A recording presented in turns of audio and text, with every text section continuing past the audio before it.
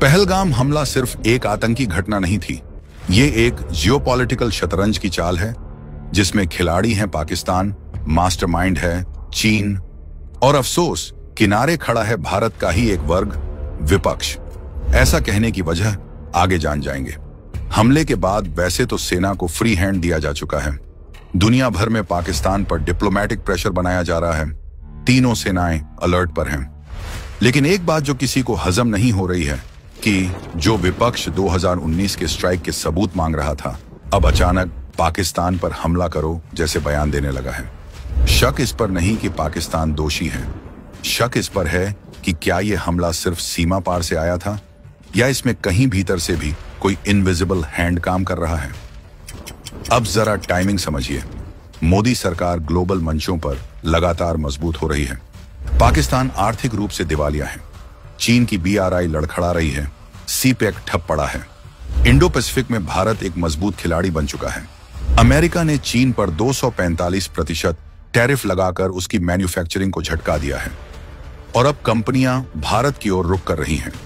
यानी भारत बन रहा है अगली मैन्युफैक्चरिंग सुपर पावर। और यही बात चीन और पाकिस्तान को सबसे ज्यादा खटक रही है और शायद विपक्ष को भी।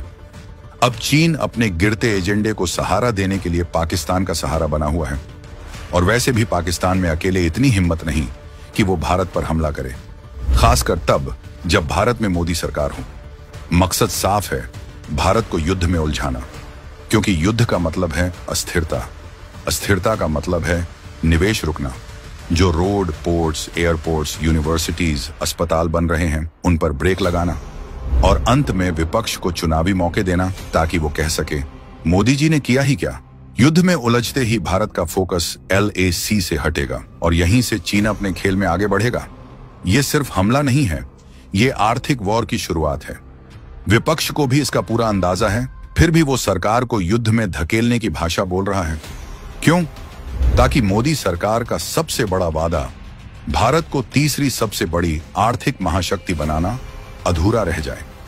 वो इस अधूरे वादे को चुनावी मुद्दा बना सके, यानी पूरा दबाव मोदी सरकार पर डालना है, चाहे इसके लिए देश को ही क्यों न दांव पर लगा देना पड़े। लेकिन उन्हें याद रखना चाहिए, ये वही सरकार है जिसने उरी के बाद सर्जिकल स्ट्राइक की, पुलवामा के बाद एयर स्ट्राइक की और हर बार जमीन पर जवाब दिया, बिना हो हल्ले के, बिना राजनीति के।